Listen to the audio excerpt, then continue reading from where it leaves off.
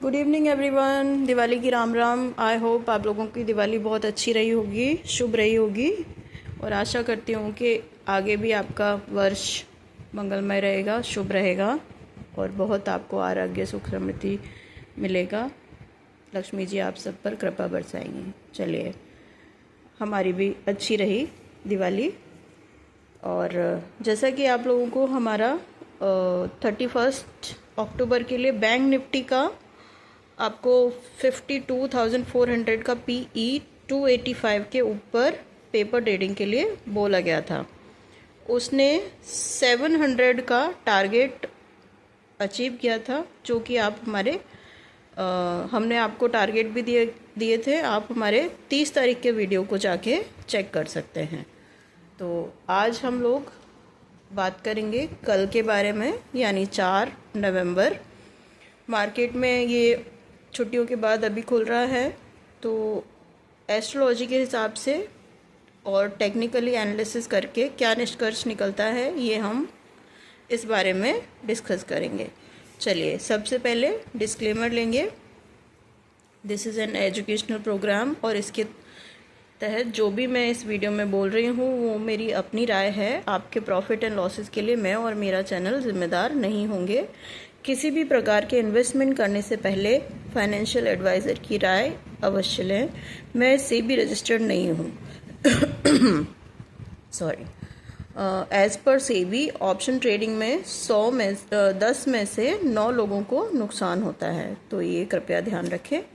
चलिए, एस्ट्रोलॉजी के हिसाब से अगले हफ्ते मार्केट कैसा रह सकता है ये हम जान लेते हैं।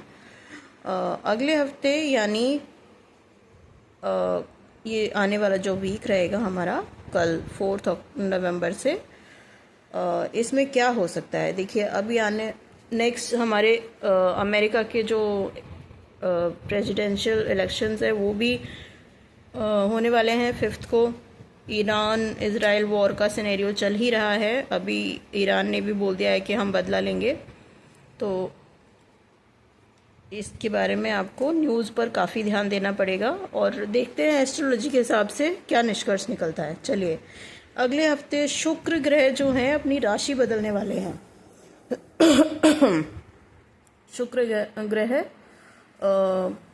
धनु राशि में जा रहे हैं। ये भी शनि और शुक्र की शत्रु राशि है।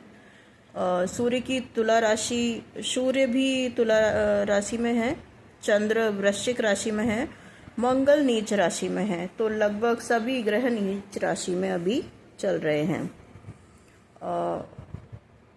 शनि खुद की राशि में है बस, और राहु और केतु ठीक ठाक है।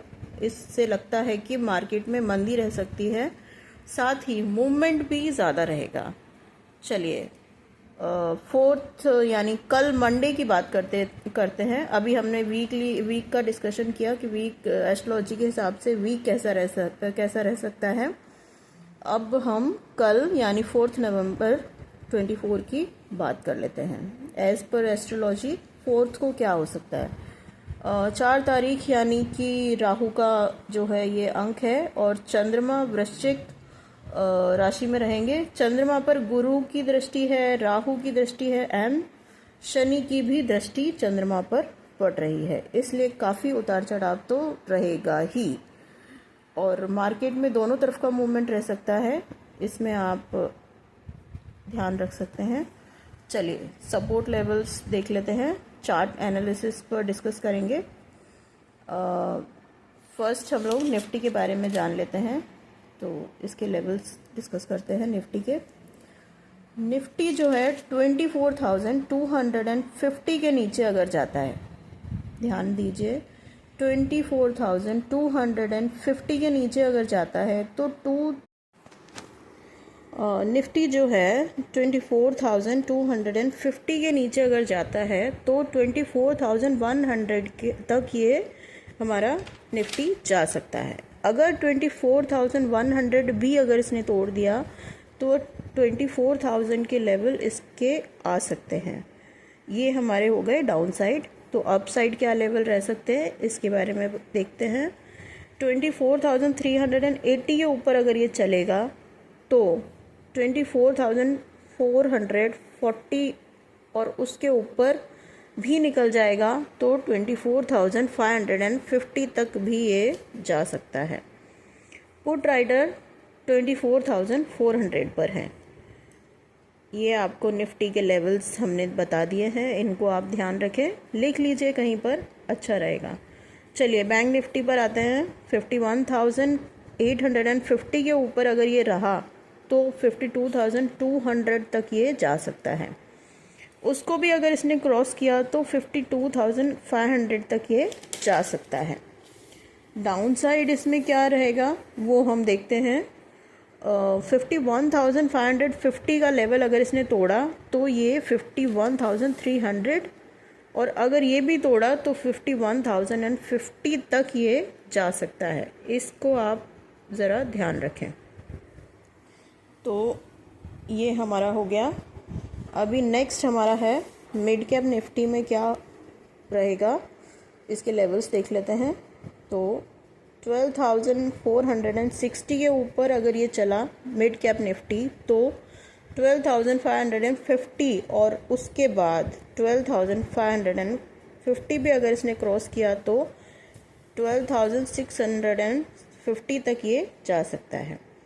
नीचे के लेवल क्या रहेंगे वो हम देख लेते हैं। 12,370 अगर इसने तोड़ा तो 12,280 भी ये अगर तोड़ता है तो 12,200 तक ये आ सकता है। इसके आप मिड कैप निफ्टी के ये लेवल्स ध्यान में रखें, नोट कर लें। अभी हम फिन निफ्टी के बारे में बात करेंगे, इसके लेवल्स देखेंगे। तो इसमें क्या ध्यान रखना है हमको, ये 24,000 के ऊपर अगर ये चलता है तो 24,100 तक, और उसके ऊपर अगर ये चला तो 24,200 तक ये जा सकता है। डाउन साइड इसके लेवल्स क्या रहेंगे ये मैं आपको बताती हूँ। डाउन साइड इसमें देखना है 23,890 को अगर इसने तोड़ा तो 23,780, और उसके भी नीचे ये 23,600 तक आ सकता है।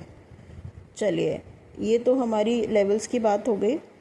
अब हम प्रीमियम जो भी हैं हमारे कल के लिए उनके बारे में डिस्कशन कर लेते हैं। तो मैं आपको दो प्रीमियम दे रही हूँ, एक हमारा रहेगा बैंक एक्स और दूसरा हमारा रहेगा मिड कैप निफ्टी। तो बैंक एक्स का पुट मैं आपको बताती हूँ। बैंक एक्स का PE 58,900 का PE, जो कि 251 पर हमारा क्लोज़ हुआ है, इसकी क्लोजिंग दी है इसने। तो अगर ये 325 के ऊपर ओपन होता है और 5 मिनट का कैंडल अप साइड बनाता है और होल्ड करता है तो टारगेट हमारे 460, और ये हमारा फर्स्ट टारगेट रहेगा। And second one is 590 and the third one is 790 रह सकता है। ये आप नोट कर लें, ये पेपर ट्रेडिंग के लिए हमारा टारगेट रहेगा। तो बैंक एक्स का अब CE डिस्कस करते हैं। कॉल के बारे में बताती हूँ। बैंक एक्स का 58,700 का CE, जो कि आपने देखा होगा क्लोजिंग इसका 249.30 पर हुआ था। अगर 305 के ऊपर ओपन होता है और अप साइड की कैंडल 5 मिनट की बनाकर क्लोज करता है तो हमारा टारगेट इसमें CE का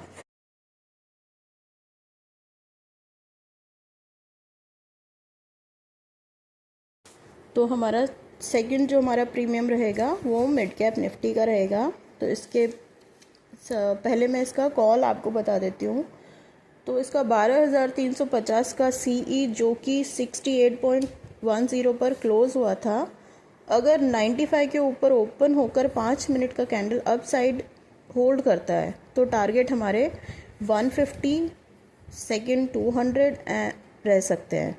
तो ये पेपर ट्रेडिंग के लिए है, ये मैं आपको बार बार बोल रही हूँ, क्योंकि रियल ट्रेडिंग के लिए आपको एक्सपीरियंस एंड एडवाइज़र की आपको राय लेनी ज़रूरी होती है। चलिए, मिड कैप निफ्टी का मैं आपको PE बताती हूँ। 12,450 का PE, जो कि 109.25 पर क्लोज हुआ था। अगर 140 के ऊपर ओपन होता है और 5 मिनट का कैंडल अप साइड होल्ड करके क्लोज करेगा तो टारगेट हमारे रहेंगे 200 पेपर ट्रेडिंग के लिए।